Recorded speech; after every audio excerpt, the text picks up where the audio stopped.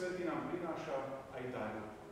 Naše služby Božej začneme večerným prespevom Pomoc naša v mene Hospodinovom a navzájom si môžeme zaželať požehnané služby Božie. Amen.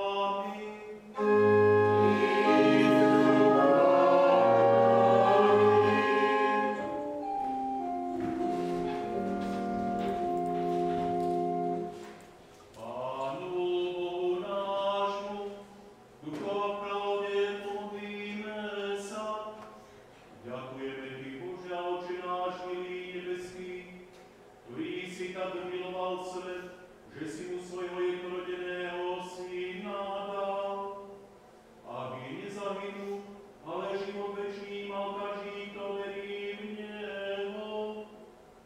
Daj prosíme, aby pôsobením Ducha Tvojho Svätého všetci ľudia poznali radosnú pravdu Evanjelia, uznali svoje hriechy, oľutovali a tak prijali od Teba dar milosti, spasenia večný život, Kristovi Ježišovi. Rozohrej ohňom tohto ducha aj naše chladné srdcia, aby sme neboli pre svoju vieru odsúdení, ale aby sme kráčali vo svetle Tvojej pravdy, v ústrediu Ty osláveniu a raz vo večnom svetle s Tebou kráľovali na veky vekov.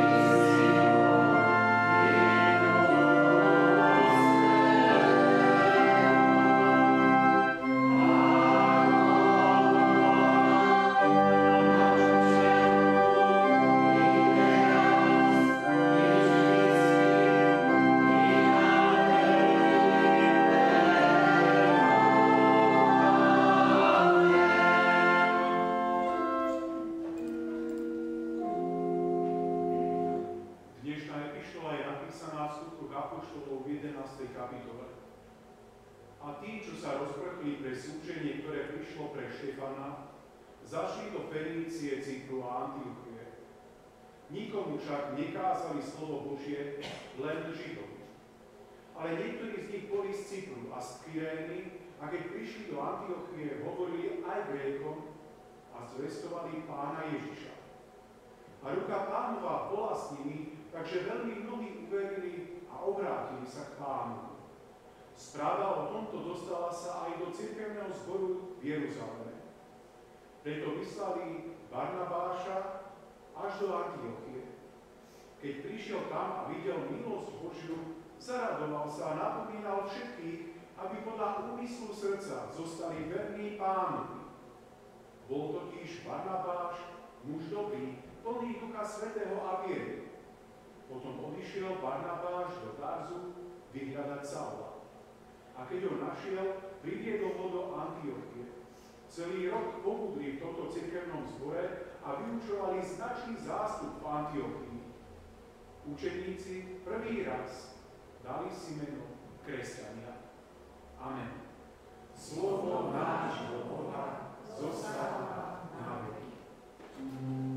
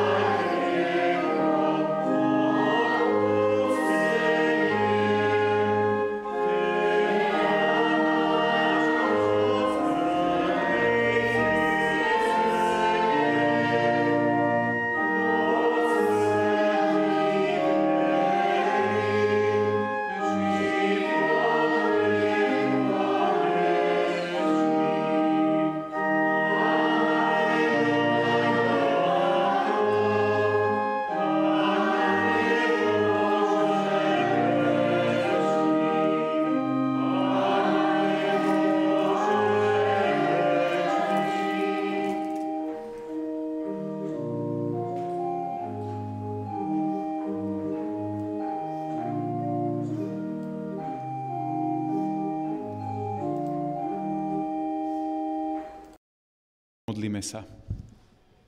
K Tebe, Hospodine, pozdvihujeme svoje duše. Bože náš, v Teba dúfame.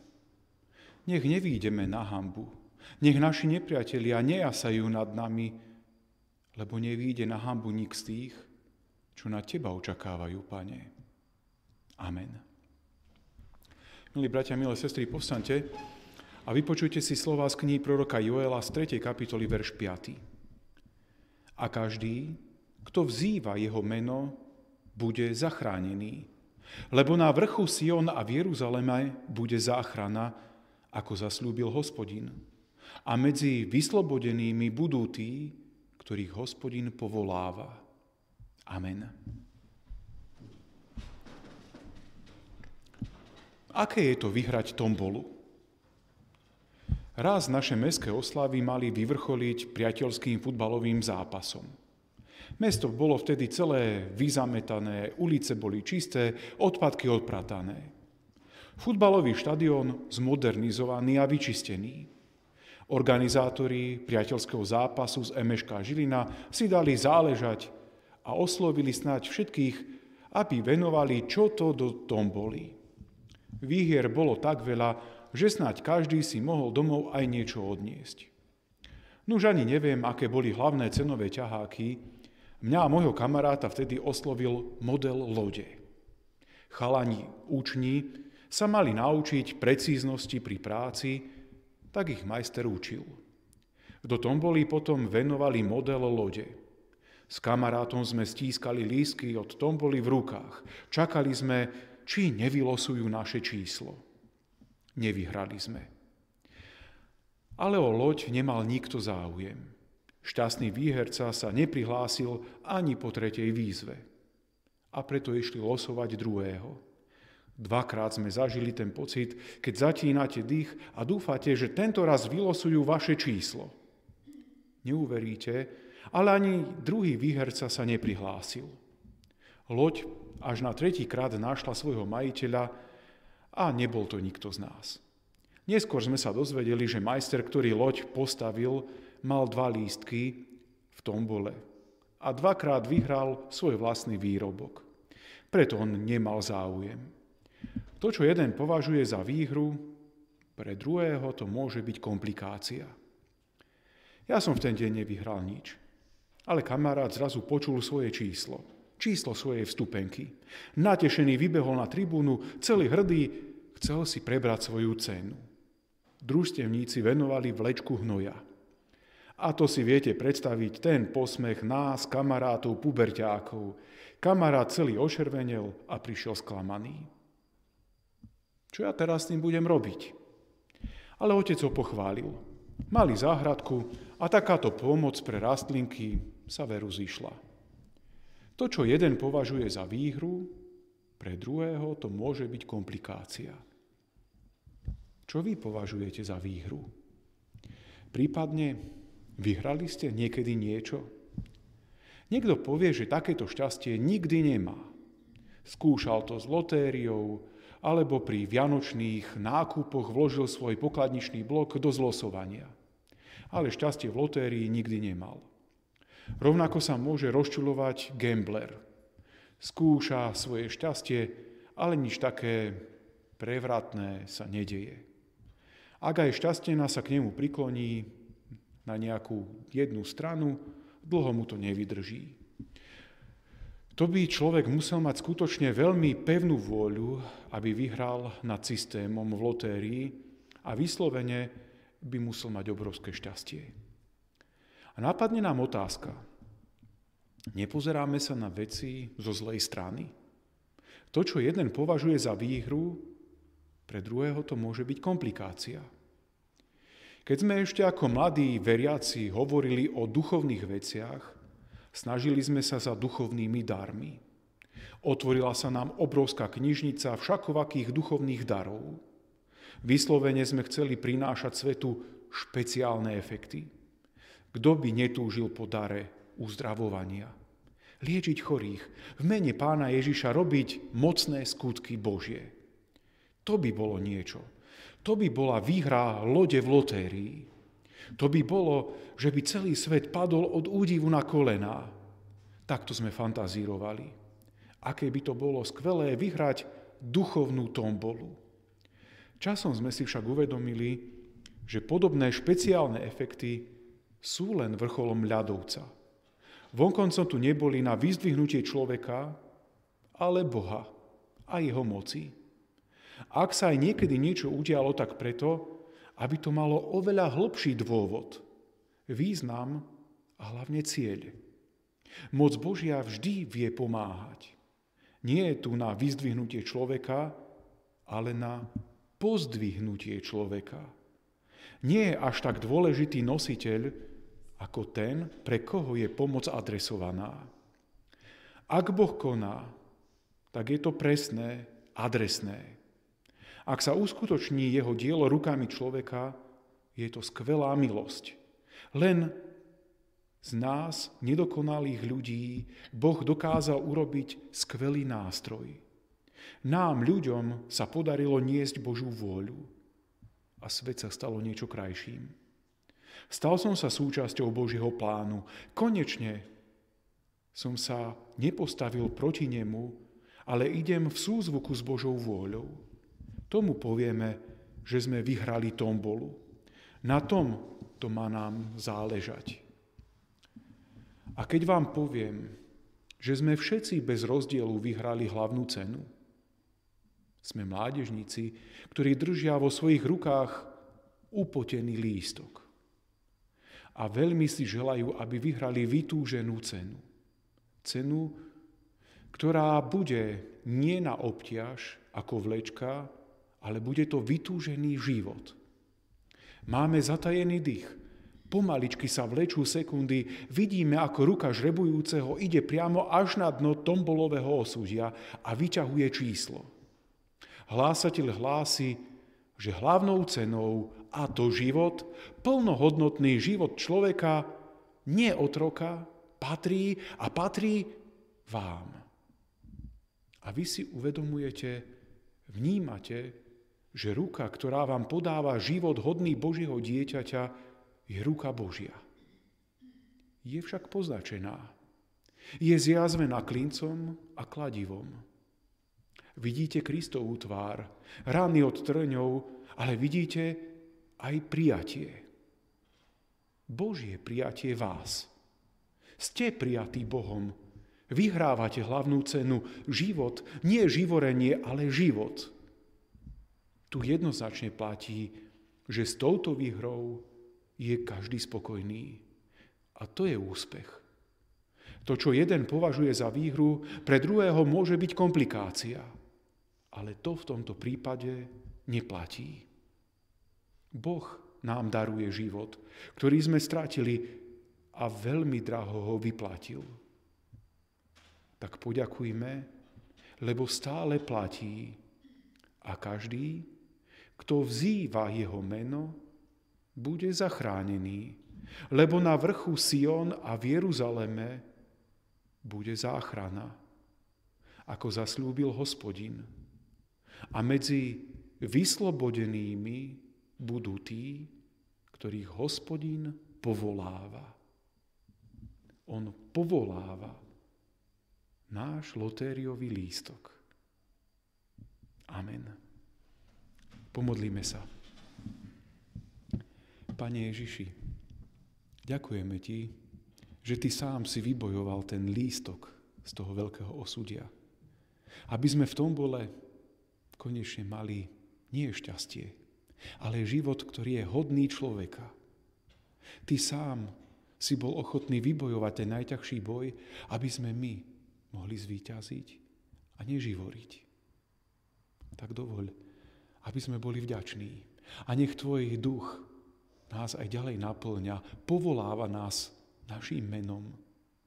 A dovoľ, aby sme išli za Tebou ako Tvoje deti, Tvoji víťazi v tej tombole. A spolu sa pomodlíme. Oče náš, ktorý si v nebesiach, posväť sa meno Tvoje, príď kráľovstvo Tvoje, buď vôľa Tvoja, ako v nebi, tak i na zemi.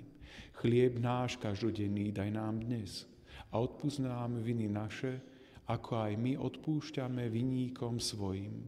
I neuvod nás do pokušenia, ale zbav nás zlého, lebo Tvoje je kráľovstvo, i moc, i sláva na veky. Sláva Bohu, Otcu, i Synu, i Duchu Svätému, ako bola na počiatku, i teraz, i vždycky, i na veky vekov. Amen. Milí bratia, milé sestry, povstaňte a príjmite požehnanie. Milosť, milosrdenstvo a láska nášho Pána Ježiša Krista nech zostáva so všetkými vami odteraz až na veky vekov. Amen.